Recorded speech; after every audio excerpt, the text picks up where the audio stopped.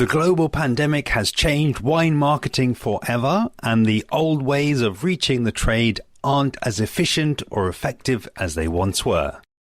If you're a producer or region looking to reach more people with less effort and have been affected by travel restrictions and uncertainty, register for one of my upcoming free wine marketing digital roundtables at interpretingwine.com/roundtable.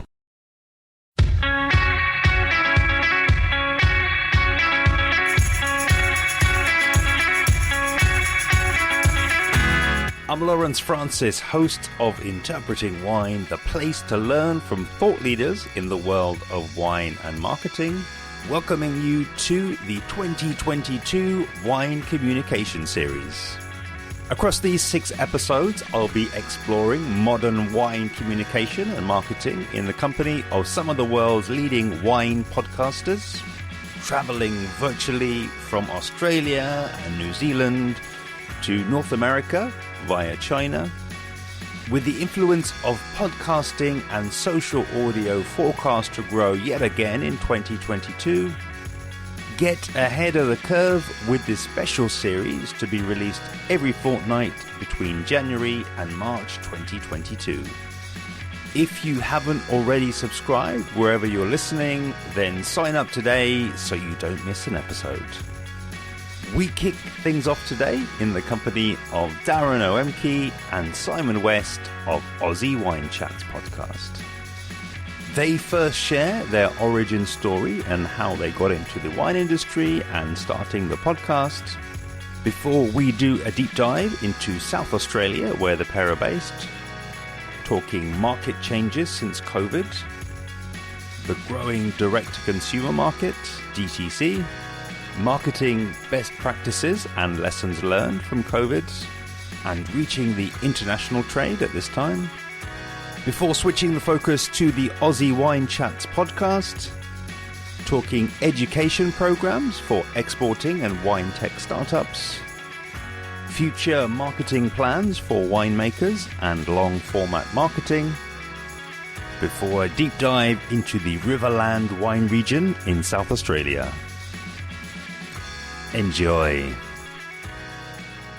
Okay, Lawrence, good to meet you and great to chat today. I'm here with I'm Simon West and we're here with Darren Oemcke as well. I've got a business, Full Glass Management, and have been running that consulting business since about 2005. My foray into, or deeply into the wine industry was probably 20 years ago now. And through the journey, I've been involved in wine consulting, export consulting, brand building, sales and marketing with wineries, helping wineries, particularly focused on the US and then through to China in recent times. I've been involved in wine retailing. I ran a large online wine retailer in Australia as general manager for a couple of years, and more recently have been consulting to the Peak Body Wine Australia with some activity they've been doing to help wineries particularly export, and that's where I met Darren actually. We've done quite a bit of work together. We've rolled out some educational programs, growing wine exports to the industry, and presented to more than 500 wineries in that. And more recently, Darren and I also lecture at the University of Adelaide in wine retailing in the Masters of Wine Business course, and having a good time there. So we have a bit of fun together. During that whole thing, though, we also launched our own podcast series, Aussie Wine Chat, and it's really industry focused, not so much for the consumer, but industry focused, and from all avenues of freight forwarders through to talking to importers, et cetera, et cetera. So it's been a lot of fun. But I might hand over to Darren now. He's always a bit nervous and shy to talk about himself, so we'll put it over to him and we'll see what he says. Yeah, I'm not nervous and shy, but I don't like introducing myself. I'm Darren Oemcke. I'm one of the partners in Hydra Consulting. Hydra Consulting is a wine industry and, well, actually a wine, food and manufacturing consulting firm. We work never less than half our time in the wine sector, usually more, and we work in everything from setting up manufacturing plants or setting up wineries or packaging lines all the way through to international sales and marketing of wine. I'm also the chair of Riverland Wine, which is Australia's largest wine region, producing wine that's exported around the world. Really proud to be involved with Simon as co-host of Aussie Wine Chat, and the sorts of activities that Simon and I do together through our two separate businesses are export programs and export training. So we're currently running programs we've been running programs nationally. We're running a program in one state with another one of our colleagues that we worked with in the export training for Wine Australia. We also run the export program for Western Australia, and we're also doing work for Wine Victoria and for Australian Grape and Wine on export. So we're really heavily involved in exports. We're involved in wine tourism as well. And so that is a quick, short intro to some of the things that we do. Amazing. Yes, it definitely. Yeah, steeped in wine, and I think also it'd be interesting just to maybe orientate the listeners as well to where you're based, because I believe you're both living and working in wine country, right? We certainly are. Yeah, Adelaide, the centre of the universe here. So we're lucky enough in Adelaide where we've got wine regions within a short distance, several famous wine regions as well. So it's, if you start sort of from the Clare Valley through to the Barossa Valley, Adelaide Hills, Langhorne Creek, McLaren Vale, they're all surrounding Adelaide and all within, definitely within a couple of hours drive. Clare's probably a couple of hours, isn't it, Darren? And Yep. So we're pretty spoiled here. Yeah, I live within a stone's throw of the McLaren Vale, so I was there for lunch today. It's a very nice place.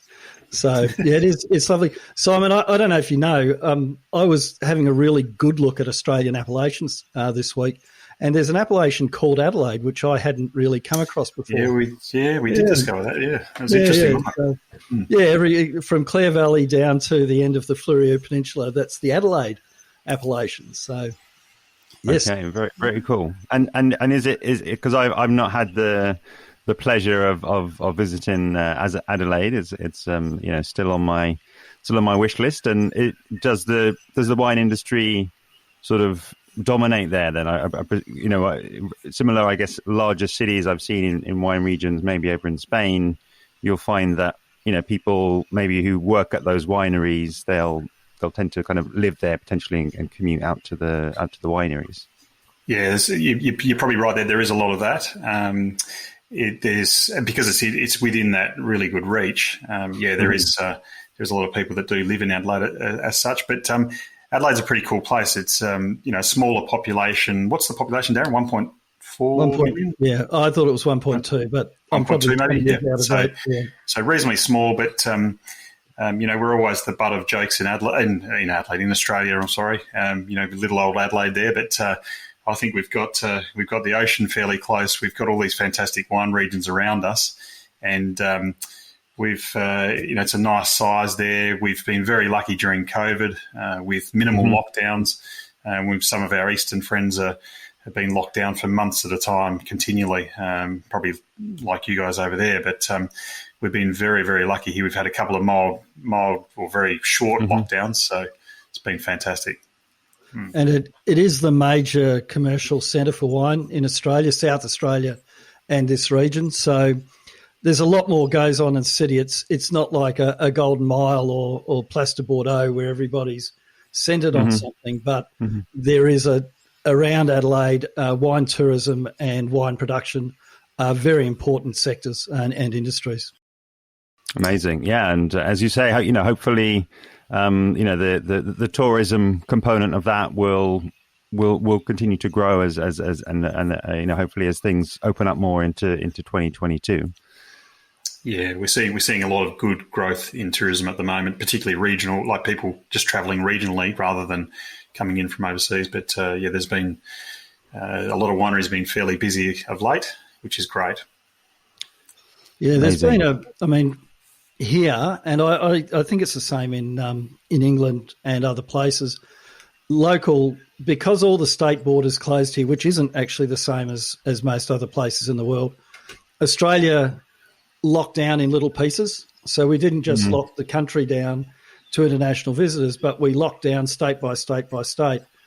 And what that's done, of course, is created 25 million stir-crazy Australians. But what that's meant for places like South Australia, where there's been no significant lockdowns, is that people have just travelled within state. And interestingly enough, in this country, the imported tourism is less than the value of tourism of people that leave the country to travel. So when people stay here and don't travel, they actually spend more money in the domestic economy than what they normally would. So that's meant that day trip travel and short trip travel has been quite busy. And that's been good for wineries that have a tourism operation. Yeah, I mean, I think we've really, gone quite naturally really into, starting to unpick some of those market changes that have really been forced on you guys and, forced on the world, of course, since the pandemic. And it's very interesting that, you've obviously still got the local tourism and then those day trippers, that geography allowing that really from Adelaide, as we were sort of talking about earlier. How has it then come through into winery sales? That and the conversations that people are having with you have the region still been able to get wines out there DTC, if you like, and perhaps yes, you can still have people coming to the wineries, but has the DTC part actually come up, and have people needed to kind of get their websites and their online operation sorted out pretty quick? I think so. Definitely, Lawrence. There's been quite a shift of dynamics in the industry since the start of the pandemic, and we've had a few other issues here, particularly with exports, where we were quite dominant in our exports to China. And the Chinese government put some pretty hefty tariffs on us back in November 2019. And 2020, mate. Oh, no, I'm sorry, 2020. I'm getting, geez. Yeah, it's like a tunnel. Yeah. Where'd the time sorry, go? 2020. So what that meant is exports to China, which some wineries were heavily reliant on, stopped overnight. So they had to look for alternative markets. While there's been this increase in demand at local cellar doors and restaurants, etc., it's enabled them to sell D2C quite a lot easier, and they've done very well at it. They've also then changed their whole mindset on the D2C approach, and everyone's been scrambling to try and get that dollar somehow. It has, I think, with local retail here, with the big retailers we've got, it's become more and more difficult over that time period because it's people are looking for new markets to access, and they've been flooding the market here. So it's been harder if you weren't already established in the domestic market with some of the big retailers. But yeah, D2C is definitely an opportunity. And I think, Darren, when we started the podcast early last year, we saw everyone just having a go at D2C in some form or another, and they were royally screwing it up at times as well with some of the messaging. And Simon and I called it Clubageddon, the mass unsubscribe. So actually, Darren, we did that, didn't we? Just before the podcast started, I made a comment to Darren. At the start of the pandemic, there I was hitting unsubscribe. I just got swamped with all these emails, and he said, "Yeah, me too. I'm doing the same thing." And I think that was just showing what was happening out there. People were just scrambling; they didn't know what to do, and it was a pretty interesting situation. And given that you both now, have a little bit of perspective on that Clubageddon, are you able to kind of maybe, synthesize and, one or 2 points of, what were the key things that people were doing wrong, so that anybody who's listening might be able to learn from those mistakes? Oh, I've got one. I'll start with, Darren. that is just sending out far too many emails in a short period of time. They were just not disciplined and not strategic in how many EDMs they were putting out there. They were just desperate, and that's the quickest way to annoy a consumer is swamp them with emails, and that's what we were doing. We were switching off because of it. But Darren, you had another point? I was just going to say, I'm a tough person to get into a club because a wine club. I'm a very easy person to get into a nightclub, but a wine club, not so much. Because I'm always, a bit like anybody who's in the industry, I'm always out and about, and I'm often buying wine off customers or here or there because of my curiosity. So being a member of a club doesn't really work for me. I am a member of one club and I have one company that I regularly buy from, and that's it. They've got to add value to my life. If I'm going to be a member of a club or if I'm going to accept your EDMs, those EDMs have to do something for me. Email direct marketing, electronic direct mail. They have to do it. It has to be for me, not for the winery. And I think at the beginning of it, there was a lot of I have to do something so my business X, and I think that's fair enough. And I'm really sympathetic to it. I couldn't buy wine from all 50 of them anyway, but it's fair enough. They felt like that, but they had to go and add value to me in order to make me happy. And otherwise, it's really easy. It's just unsubscribe. One thing I'd just step back to a moment. You talked about direct-to-consumer. I would say that the direct-to-consumer transition in Australia has been a very different one to what you've seen in the UK or in the USA. Because until recently, only Melbourne had massive lockdowns. So that meant that direct-to-consumer across most of the country was still based on a cellar-door visit. So if you're looking at the New South Wales regions, Queensland, Western Australia, South Australia, New South Wales, direct-to-consumer still meant a winery visit. And there's a number of wineries that have sold a lot of stock based on people going and visiting wine regions. And it was like Easter. It was like your August holidays out there for months and months and months with people visiting wineries. Whereas I think that in Victoria, Victorian wineries made a different transition. But in the US, there was a huge transition to proper online selling. And in the UK, I mean, you saw that massive transition of merchants from, consumer from brick and mortar into the merchants and distributors who had that electronic presence. So I feel like while we did quite well, and, there were in New South Wales, we know that a lot of wineries did so well that their stock, their sales were fine over the whole break. But we haven't seen the same digital transformation in Australia as a result of COVID, I don't think, that you've seen in other parts of the world. Got you. And it totally goes back to your point around the restrictions being very much state by state. And I think, so is it fair to say then that in all of that, Victoria was its sort of own anomaly really, and that it feels as though there were perhaps those restrictions on the movement and the visiting of the winery. So perhaps they then did have to get a lot more involved in where nobody can come to the winery, so we're just going to ship the wine directly from the winery to the place of residence. Then, and given neither of us lived there, we didn't really experience it. But my friends and family in Victoria, they were doing online wine tastings and doing things. I mean, we were doing them, but not with the same intensity. We had how long did we have that we were locked down for at the beginning, Simon? It was only a month or so. Oh, even less than that, I think. Yeah, I think it was a lot less than that. Yeah, it was not that bad. But I would say too that the Australian consumer is quite advanced in being used to e-commerce. Like they're quite accepting of e-commerce and always have been, and probably more advanced than some other countries around the world. So when this hit, I think the transition for the consumer was a lot easier than in some other markets. So very underdeveloped in the US in wine sales, and even in the EU, not as developed as what it was here. So when I was running this online retailer, we were selling 2,500 boxes of wine a day. So to online to Australian consumers. So it shows you how popular that was and how accepting it was.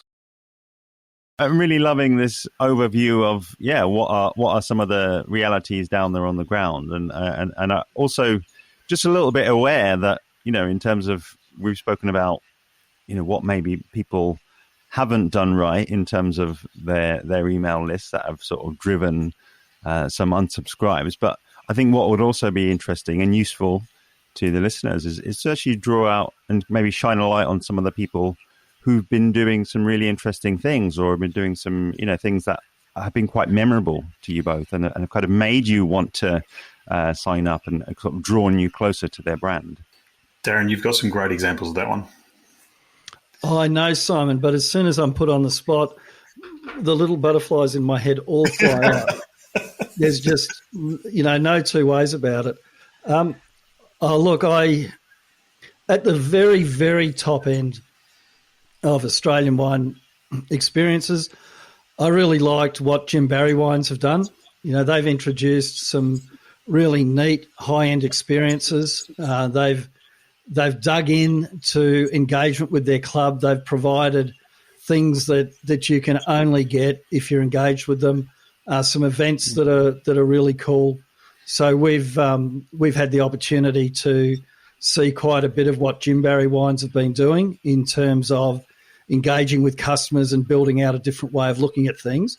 And in doing that, they've gone and asked other people to help them build the sorts of experiences people want and to engage with them. And I think they've done a fantastic job. It's very entertaining, enjoyable invitations in to the life of the family and the life of the vines. That's been one of my favourites. So that's certainly one. And Simon's sitting there, he's trying to think of one so that he can give me a second for my memory to come back. I'll help you get your memory back, Darren. Yeah. What about some of the small format bottles, sample bottles that have gone out there to the consumer, and they've done these virtual events, events that are quite fun. Some of them have been really bad, but some of them have been really fun. And I think the thing that really excites me about that is we've been talking about it for a long time, but the whole pandemic just accelerated that right to the front of your mind there, and it's worked really well. So Darren, go for it. National Wine Centre at home. They actually have the largest bank of vinomatics in the Southern Hemisphere, and what they did was they actually filled vials of wine out of the enomatics right at the beginning. Like they just went straight into it, and they went started going from A to Z in Australian wine regions and getting 2 or 3 winemakers on board, shipping out. It was just in time. It was before it all got really sharp and professional. It was just some vials of wine, and you sat there and you chatted about it. That was quick and good and effective, and it got people thinking about Australian wine. Unico Zello's Wine for the People. Now that was insane, but they got on every day and spoke to people and customers and had a laugh and had a giggle. And there's literally hundreds of videos from their Wine for the People. Of course, the more plain among us just started a podcast. So those are some examples. And look, recently. Now that whole space has matured, and that's going to be a really important part of Australia's export future, is getting wines bottled in market, doing tasting events with consumers or trade, and of course we're pretty active in the UK at the moment, so we've done a virtual tastings of Adelaide Hills Chardonnays. We've done Western Australian Reds. We're about to do a pile of with the Online Wine Tasting Club next week. Get online, enroll in it. It'll be a great event. It'll probably be done by the time you hear this podcast. But these kinds of events that are much more professional and sharp, where the samples are broken down nicely, they're shipped to people in other parts of the world, the stuff that matured, and that's stuff that Australian wineries now have to do in order to access global markets. So some of the good things that have come out of the pandemic has been these wineries have had to prepare themselves more fully to go to these export markets for both the consumer and for the trade, and it's really got them thinking outside the square a little bit as well. So I think it's it's actually great what's happened, because too many times we would, as a winery, send our wines off overseas, send a little presentation, close our eyes and wait for an answer, and then finally we might get, 10% of the time we may get an answer. But in this instance, we can be better prepared. And then when we can finally travel, we can go over there and go face to face and hopefully get the deal across the line. But it's just made us better salespeople, I think. Yeah, and I think the people that have engaged with it during the lockdowns are fit, whereas people who haven't, waiting is not good. You're behind the eight ball. It really does take you time to get good at this. So for any wine companies listening, if you're not doing stuff that's online now, this idea that there'll be a day next year where all of a sudden we're able to travel again, the idea that it's like it was in 2019 is a very strange idea to me, because we're going to, Australia's a very export-oriented market. So, and Simon and I work a lot in exports, so we tend to be focused on that. For people to expect to go back to the way it was, the way it was that China was a huge market. Selling in China wasn't as hard as selling in a couple of other markets are. We're now going to have to do things in the US, Southeast Asia. East Asia. We're going to be creating new market opportunities. And there's no way that you can just jump on and off planes the way that we were used to doing. So virtual skills are really important. Absolutely. And I'll share something from on the ground in London here, which I think totally ties into that. It's just that I do believe that there's more, if you like, resistance to just coming into London, from the outskirts of London. Did you say sensible resistance to coming into London? Well, there's just, if somebody is, say, an hour outside London, they're gonna think twice really before coming in, and that's where all the tastings are. So for me, maybe being a bit closer into the centre, it's not, there's not so much resistance there. But there's fewer people, and then also what we've seen is that there's been this real contraction. So there was so many months last year and earlier this year when we couldn't have tastings. So what you've now got, I was at an event the other morning, got speaking to the people on my table, and we're all going to 3 different, really interesting, really broad tastings in the afternoon. And the fact of the matter is, you can't get to them all. We used to be able to space them out quite nicely, and now you've got that competition. So you can't get to all the tastings that you want to get to as a trade person, and the writers and the influencers that you're trying to reach. Getting people into London, getting people to a hotel in Singapore or Tokyo, they're things that we do think about a little bit. And if you do want people to come to an event, it has to be targeted. It has to be good. You're not going to get curious people driving for a couple of hours to do something anymore. They've got to know that it's something they want to do. And you've got to use the virtual. When you can't do that, you've got to take it to people virtually. And look, London's the best place. Not London, the United Kingdom is the best place in the world to do it, because there are so many companies that popped up to service the market of delivering wine out to the people. There's nowhere in the world that's as easy to do that in London either. So you're kind of spoiled in that way as well. I also think the consumer is willing to spend more with these sorts of events because they're looking for entertainment, and we're seeing that around here. That if you do it well, you can charge the money, and they're willing to pay because they want an experience.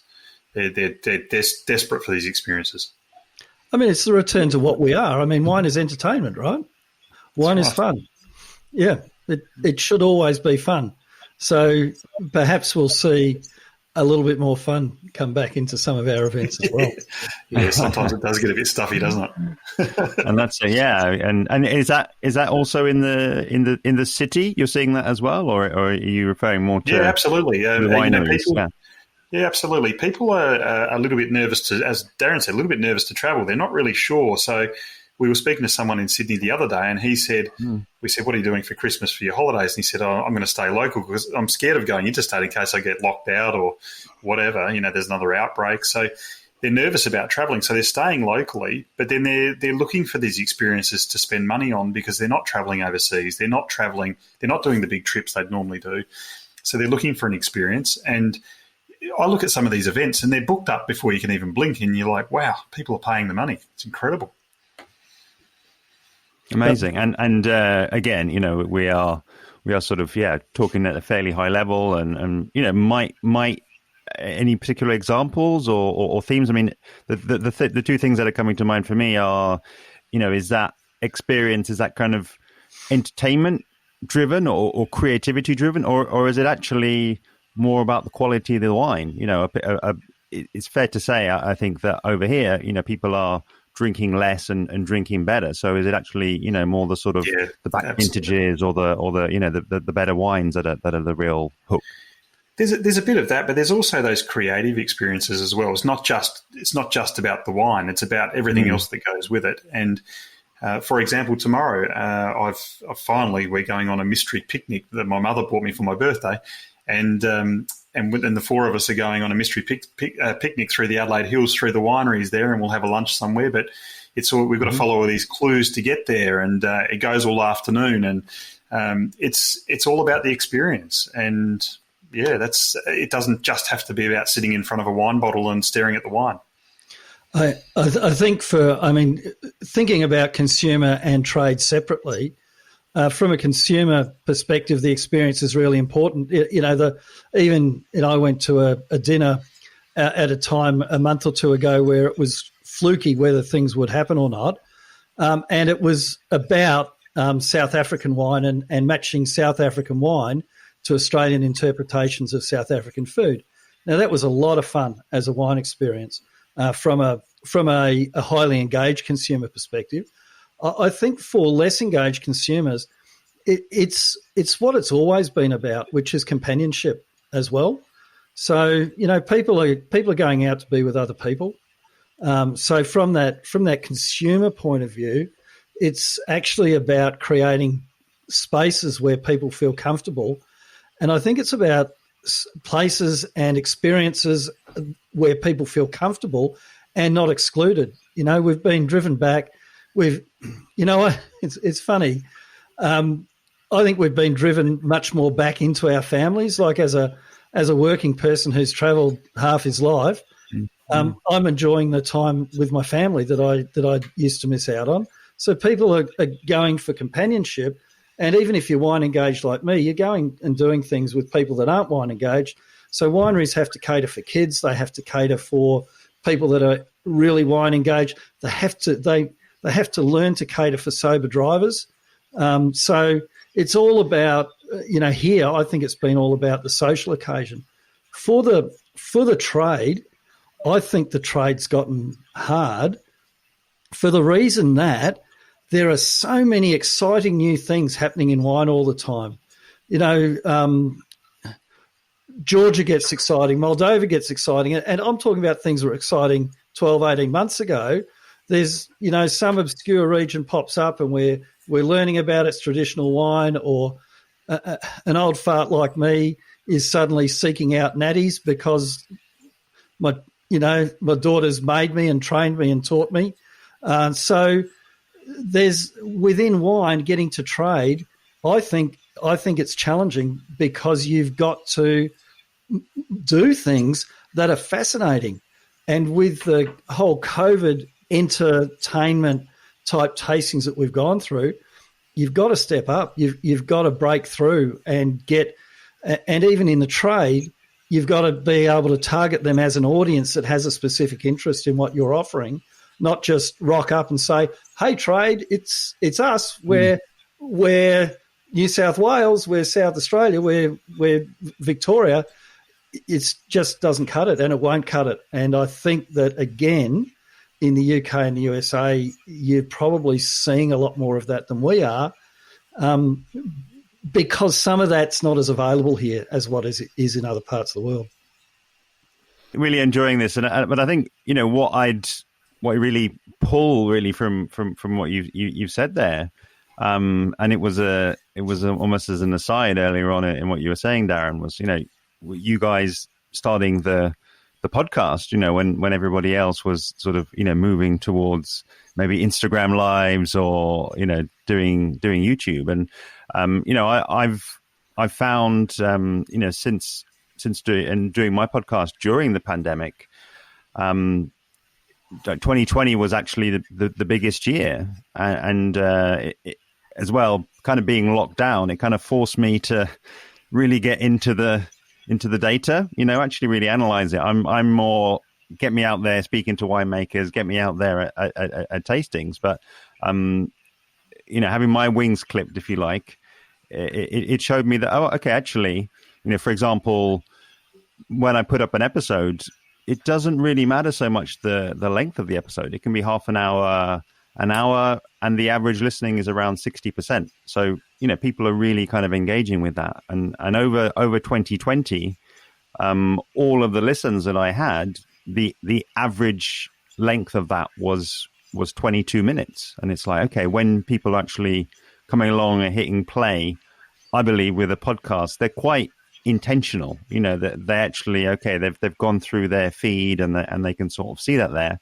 And I see that as being quite different from something like Instagram Live, which I think was a huge thing at the time, because obviously you're kind of flicking and you might just happen upon something, and there was sort of lots of other options. And I'm just curious, and kind of going your own way with doing the podcast and continuing to do that and sounding like you're continuing to kind of have fun with that.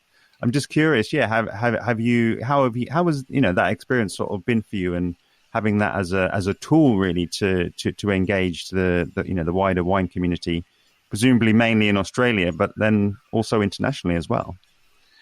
We actually started the podcast, Darren, you may remember, at the start of the pandemic, I think it was during the first lockdown we started talking about it, because we kind of felt a little bit sorry for the wineries, the staff in the wineries sitting around locked at home, not being able to work and whatever. And we thought, well, they can listen to our drony voices and get excited about things.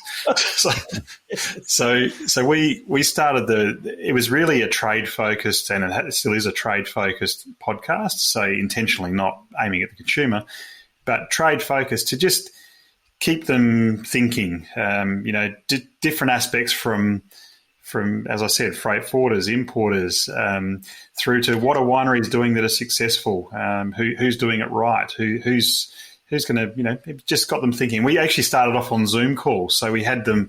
It was like the Brady Bunch with them all down the screen there, all talking to each other, and we had questions at the end, and then we sort of evolved into the podcast from the Zoom calls. But it was all about engaging the industry and trying to educate where we can, but engaging them and getting them to think of new ideas and new things, and hopefully it added some value. And we've had a lot of good feedback from people saying, "Look, I listened to this particular podcast and I really got a lot out of it," and they've actually got some business out of it, which is great. That's all we want to do, is help them, and work quite well. So those are like winemaker guests who've come on, and as you say, just having that conversation. They could be winemakers, they could be the admin person, they could be the logistics person.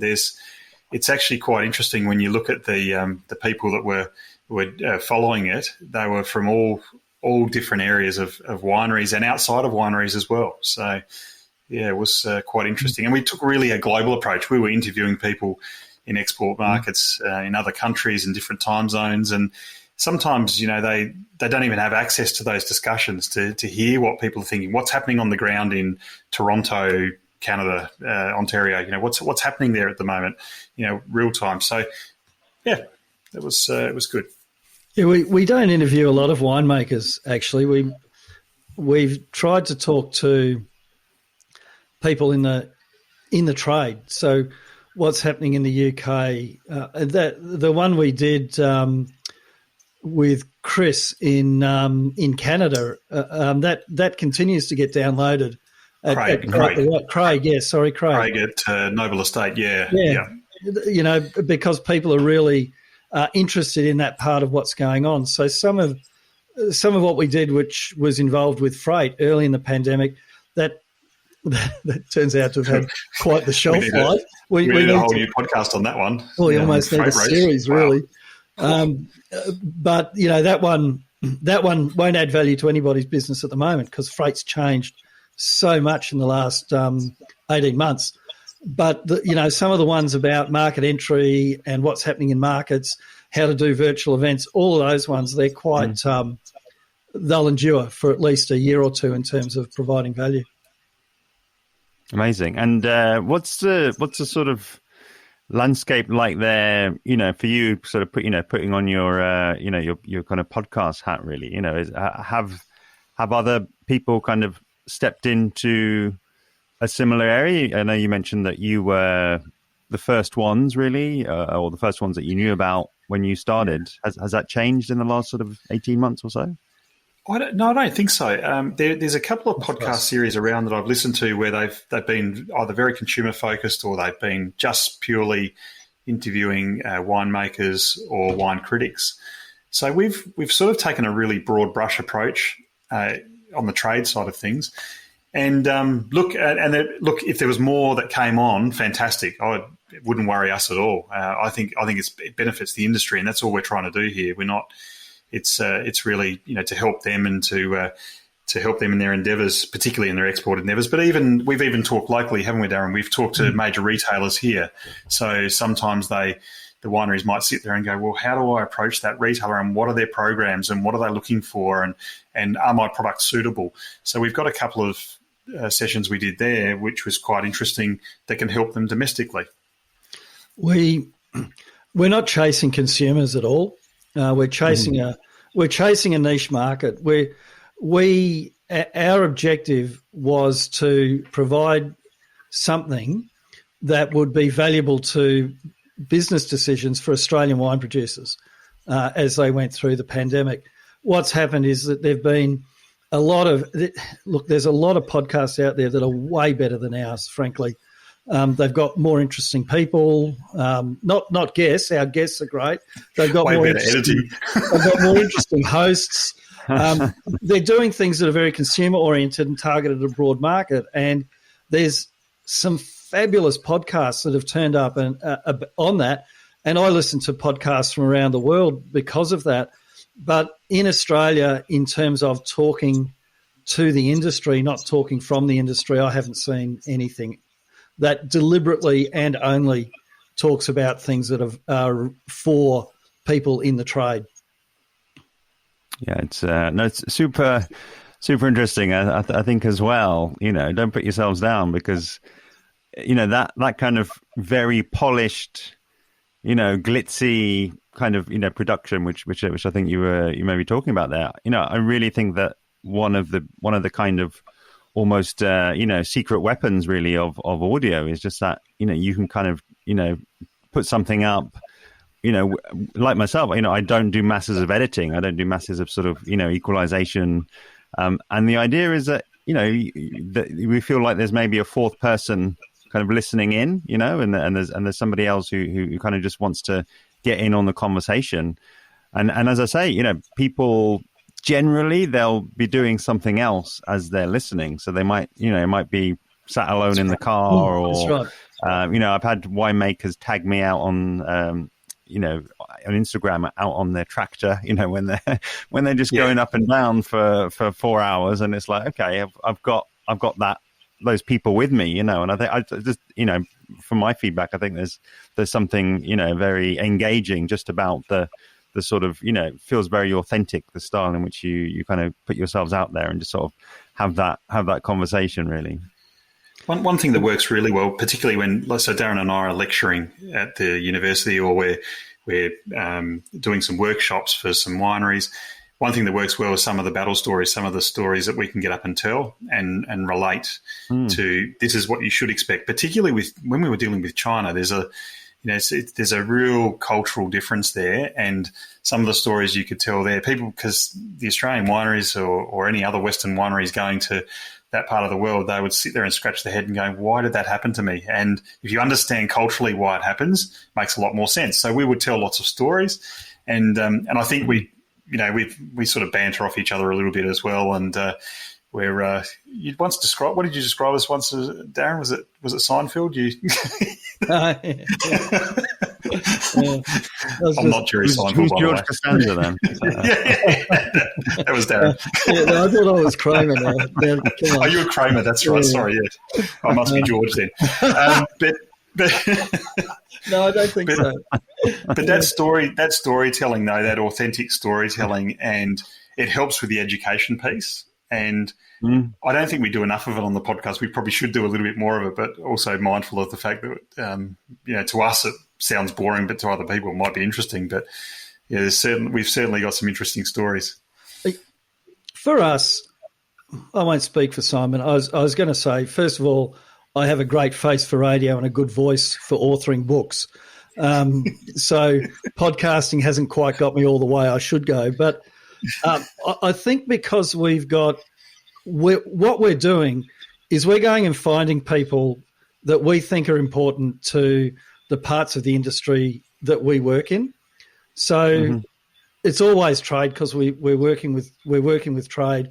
It's always about how do I outreach to consumers? How do I create those experiences? So one of the reasons that we can keep doing the podcast, and we're having a small hiatus at the moment because it's coming up to Christmas and things are busy for us. But one of the benefits for us is that it means we're always learning about what is the latest going on in the world. So because Simon and myself and our team are constantly going out and talking to people about exporting, whether they're customers or whether it's in a training workshop or on a Zoom session or designing an export program to a new country, it means that we're really up to date and we're able to share things that other people may or may not have heard. So there's a personal benefit for us in doing it, which makes it easy to do anyway. It helps us a lot, don't you think, Simon? It makes us better at what we do. Yeah. Especially the preparation for some of the podcasts. It really does open your eyes up on some things, and then you can share those thoughts with the people. Do you do preparation for podcasts? Absolutely, Darren. I know you don't. Bombshell. There we go. just mind blown. We did. There was one time, wasn't there, Darren, when I took a shot after the podcast. I said, "Darren, I'm over this. You've got to prepare, mate."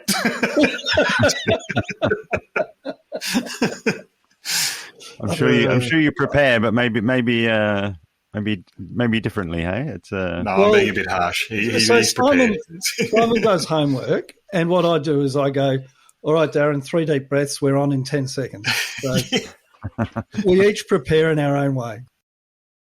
All I can say, I'm a huge fan of the podcast. I'm a huge fan of the format. It was why I came across you and sort of reached out. It was actually another one of your guests who's a friend, Amber LeBeau, that ended up putting us in contact with each other. So Amber and I met up in London and had a drink together, and your names came up, and I just think it's, that's the wonderful thing about content, and for me, podcasting is quite special in that, because it's like, I'm doing my lockdown walks, and I'm looking for podcasts.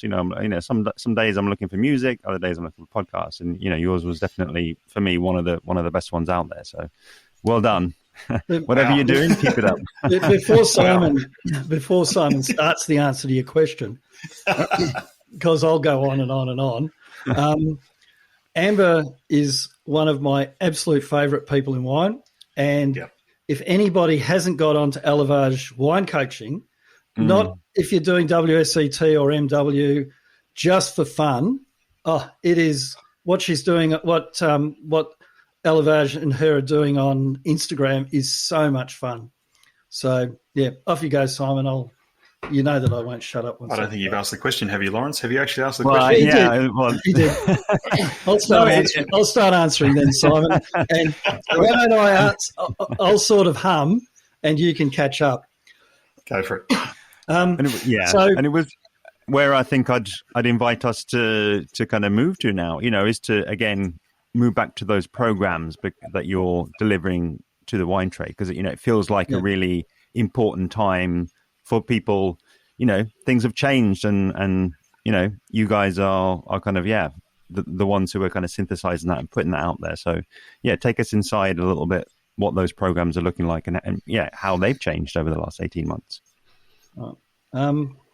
Well, for one thing, we did spend about 2 years on the road, actually, with Wine Australia doing growing wine exports, and I was also involved in a parallel program called Growing Wine Tourism. But both those programs came to a logical end. There were between the two programs, there were over 1,500 producers that got involved in those around Australia, so they were hugely successful. And what we're doing now is a mix of things that are done for a range of clients, including Wine Australia.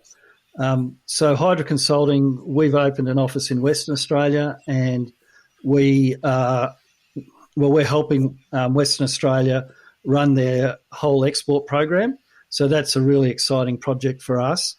We're also at the moment doing some work on demystifying the US market. And so those are two of the new projects. And then Simon and I are working together on helping New South Wales Wine. I'll let Simon talk about that. We're working with Wine Victoria on their export programs, and we're working with private clients one-on-one, helping them export. So that's the export side. And just before Simon does have the last word, we also do a lot of work with wine tech startups. So we've just finished a big program that we run of immersing global wine tech startups in the Australian wine industry so that they get a really good start in the wine sector. So those are some of the programs or things that we do that are really export oriented.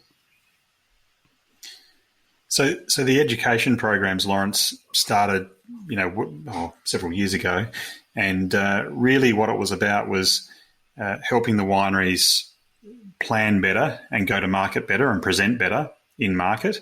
So a lot of them were lacking that. A lot of them would go over there with a couple of bottles of wine in their bag, put them on the table. Here's my wine. Here's the price list. Take it or leave it. So we sort of go into a lot more depth with that. So they'll go over there, before they go, they'll do preparation on the market.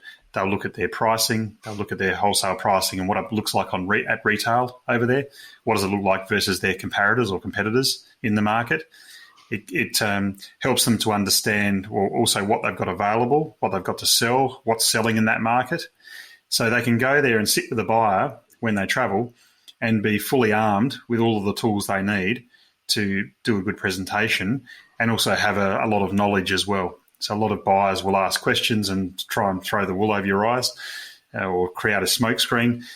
With that, you can provide some clarity and say, no, well, we've done our homework and we understand how it exactly looks out here, and they can be better prepared. They've got their incentives in their back pocket they might need to use. They might not present certain products that aren't going to work in that market. So the program was purely developed around that, and it was usually a 2-day workshop. Some of them were one day workshops, but a 2-day workshop. So we sort of morphed that into or further taking that through to the University of Adelaide, where we're lecturing the students there, these master's students, and getting them prepared. So we're hoping that they can come out of the wine retailing subject we run. They can come out and they can step into a winery, use all these tools, and hit the ground running. They don't have to sit there and it's very it's not textbook driven. It's very much here's the tools and here's how to use them and here's reality. And they can go out there with this real practical experience. We even get them to pitch to camera, for example. We teach them how to pitch to an importer. They pitch to camera. So it's a lot of fun, isn't it, Darren? Oh, that's so much fun. I was just thinking about the student that we gave the 1.5-minute time restriction for the pitch, for the grade, and she couldn't fit it in the 1.5 minutes, so she sped it up. And she sounded like a chipmunk. So I had to slow it down to 85% just to understand what she was saying. And Darren told me I should have given her an A for just for creativity on that one. It was pretty interesting. So that whole program, that whole educational piece has sort of got tentacles everywhere, and we use them with clients. We use them in other programs. Wine Australia are fully supportive of letting this live on and continue, which is fantastic because there's a lot of good tools in there, and it just makes us as an Australian wine making region a lot stronger in these export markets in particular. And I think, Simon, it's fair to say with what we're doing following on from that is we've now got a focus in assisting people to be successful as they enter new markets. So, while we're still doing education, we're also saying, hey, there's post-education stuff. There's doing a better job. And both of us, and Simon probably more than me, have other clients that are selling wine into markets and work individually with them. And Simon actually does a lot of that, don't you? Yeah, and there's a lot of mentoring in there as well. A lot of wineries, they pick up the phone, they'll call me and say, hey, we're doing this. We're just not sure if it's the right decision here. What do you think? And we just have a chat about it. So that sometimes that peace of mind is really good as well. And so you're right, Darren. It's gone from an education into a strategic mentoring type angle as well.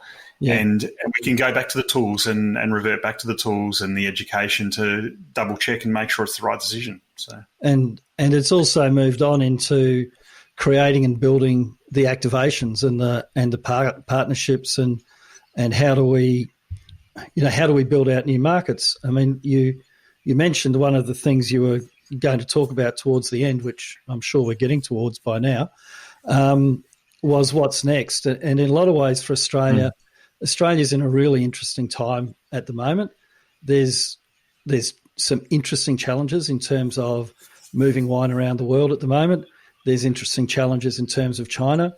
So, and by challenges in terms of China, I mean the loss of our biggest market completely. So the need to be creative, the need to do things differently, the need to create new ways of interesting customers, new ways of engaging with new trade partners. I think we've moved into that space as well, very much. Does that also then cover, or is this sort of again something that's kind of coming on the horizon as well? That the idea of marketing, I guess, and the idea of communicating with that market as well. It's one of the things that I talk a lot about, which is trade fairs have historically been, and trade missions really, that you're talking about there, they've historically been the way that the kind of business is done. But now, with the availability of content really out there, I mean, it's never going to be the same as, looking somebody eye to eye, but you can maybe get some of that heavy lifting done in terms of getting the story told and getting people kind of warmed up to you and your wines, before they actually even get to taste them. Yeah, too right. And I think what it's done is it's accelerated we teach a lot of pitching. So in part of that, in that pitching process, we structure it out. We keep it really tight. So really tight, like 1 minute to 2 minutes. It's really tight. But we also have a unique selling point in there. And wineries struggle with their unique selling point. They all say the same stuff. We always have a laugh because Darren's yawning. It's always family-owned, estate-grown, traditional, handcrafted. Traditional, they use the same words. So we actually get them to do their pitching. We ban all those words. So they have to start. They have to start without using any of those words, and they sit there like a deer in headlights, like going, "What am I going to talk about then? There's nothing to talk about." We're like, "No, there is a point. There is something that's really special in there. But you've got to really get to it." So we do that, and then you're exactly right, Lawrence, that if you're doing a video introduction that's a minute long, you've got to make sure you nail that pitch in that minute, and it's got to be unique, and you've got to look different. And so I love what's happened because it's forcing people to think and get outside their comfort zone and really have a think about what do they really stand for? What does their brand stand for? What do they stand for? Yeah. And moving forward, we're running Simon, I just love doing pitching. I get, it's entertaining, but it's also incredibly rewarding as people improve their pitches. And the pitching is an absolute prerequisite for success. use your first 5 seconds to buy your next 10 seconds, to buy your next 30 seconds, to buy your next minute. People aren't used to that. They think they're entitled to 5 minutes of people's time. But I think the other thing that we're working on at the moment is how do we engage people in new ways as well? So, you talk about that content-rich world. We've got a trial in the UK that we started this week of actually driving people to purchases in the UK using a social media platform that really that uses data intensely. So it's intensely data-driven in terms of delivering targeted messages to exactly targeted people and using that to drive buys of Australian product in the UK from Australia without having any reps on the ground. So that's one trial that we started this week. And we started another trial again in London a few weeks ago, which is working with a mixture of NFC chips on bottles and targeted marketing from an influencer campaign to get people into a competition, and again, getting them to engage directly back to the winery through tapping on an NFC chip on their phone. And so we're trying to find these other ways that enhance the winemaker experience and enhance the ability to get people to events without having to do quite so much travel. That said, I think winemakers want to jump on planes as soon as they possibly can at the moment. And it really points back to your messaging and your content as well. You've got to really nail that. It's no point in having all of that if you haven't nailed that to start with. So, yeah.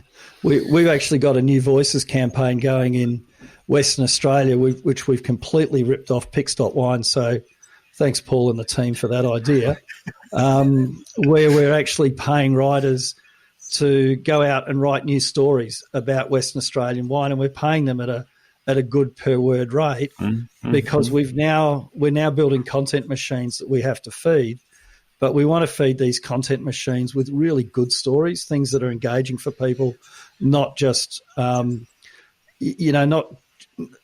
just videos of kangaroos in vineyards, which is probably my least favourite thing to see in a video. Or on golf courses. It's kind of gone a bit viral at the moment. Yeah, right now I'm right into the sheep in vineyards thing. The kangaroos in vineyards was so yesterday, Yeah.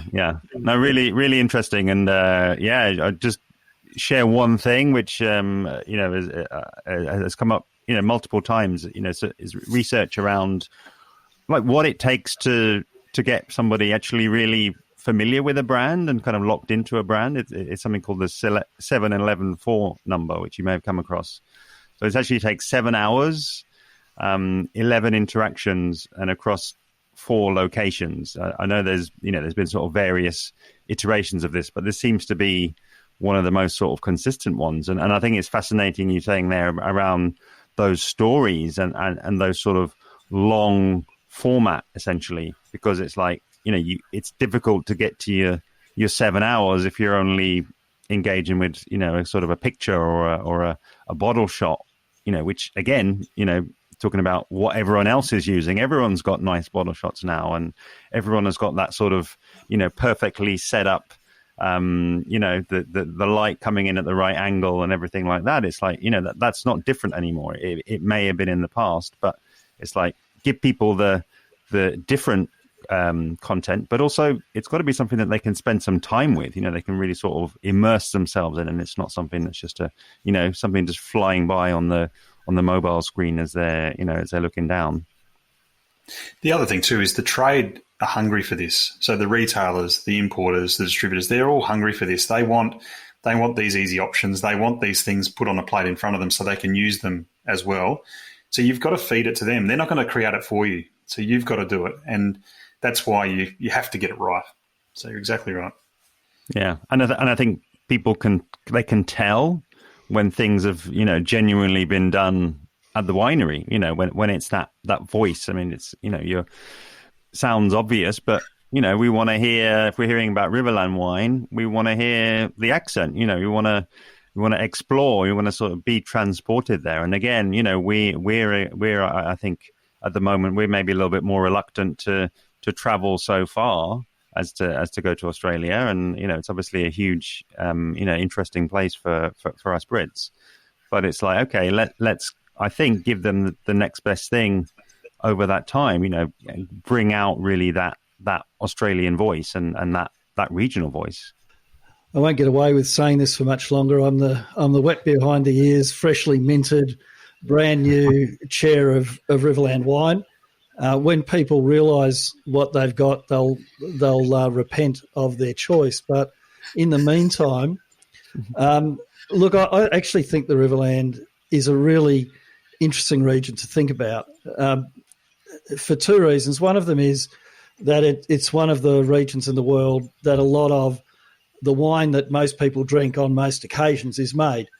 And sometimes that style of wine is disparaged and sometimes it's respected. But I think it's really important to recognise that actually most of the wine that people drink comes from these fascinating places like the Riverland, which have extraordinary history and extraordinary stories. And one thing I'd say about our regions like Riverland, the inland high production areas, is they've been really bad at telling their stories.